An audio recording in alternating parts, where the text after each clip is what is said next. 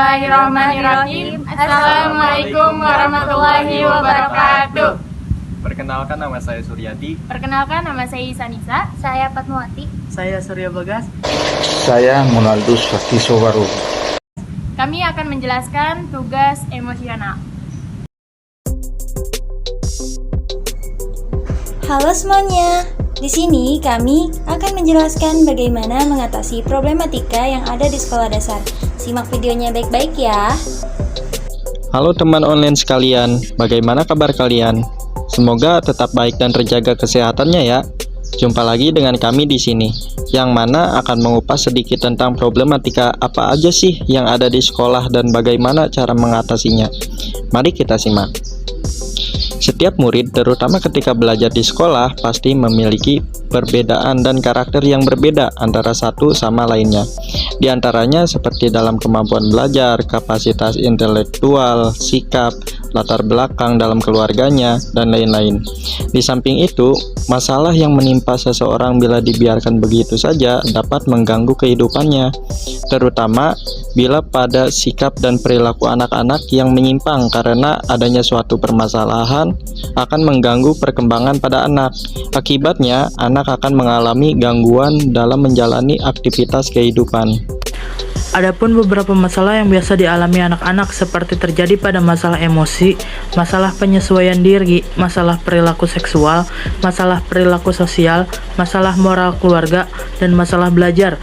Nah, bila dikaitkan dengan sistem pembelajaran di sekolah, biasanya anak-anak sering mengalami permasalahan pada belajar mereka. Masalah belajar biasanya terjadi pada kondisi tertentu, yang mana itu dapat berkenaan pada keadaan dirinya, yaitu berupa kelemahan-kelemahan yang dimiliki dirinya, dan bisa juga berkenaan dengan lingkungan yang tidak menguntungkan dirinya. Dari situ bisa dilihat jenis masalah-masalah belajar terbagi seperti pada berikut.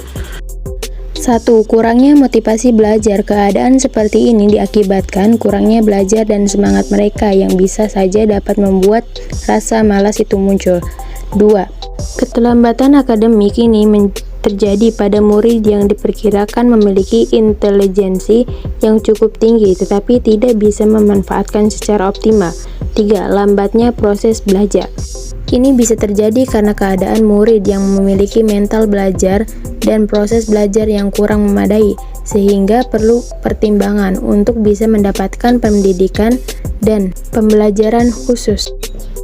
Dari beberapa permasalahan ini yang sebenarnya masih ada lagi yang berkaitan pada murid. Biasanya terdapat faktor-faktor yang menyebabkan timbul dan adanya permasalahan, di antaranya adanya faktor internal dan eksternal. Jika dipandang dari faktor yang timbul dari luar individu eksternal, ini terjadi dari yang pertama, yaitu pada sekolah.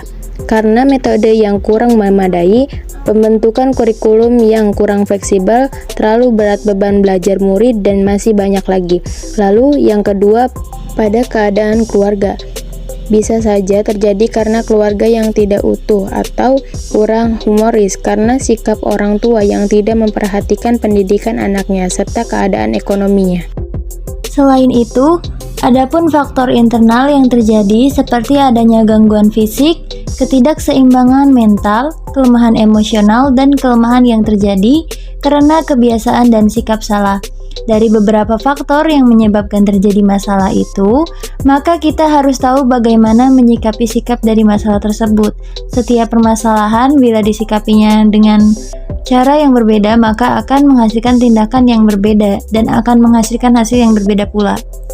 Maka dari itu, langkah-langkah yang harus kita lakukan untuk bisa menyikapi masalah tersebut diantaranya, kenalilah secara jelas apa yang sebenarnya menjadi masalah tersebut. Karena terkadang kebanyakan orang tidak mengenali secara jelas apa masalah yang terjadi, karena mustahil untuk dapat menemukan solusinya. Kemudian berfokus pada solusi dari sebuah permasalahan. Jangan hanya terpaku diam tanpa adanya pemikiran pemecahannya. Kebanyakan biasanya hanya dapat mengeluh yang justru akan menutup kreativitas otak untuk dapat berpikir.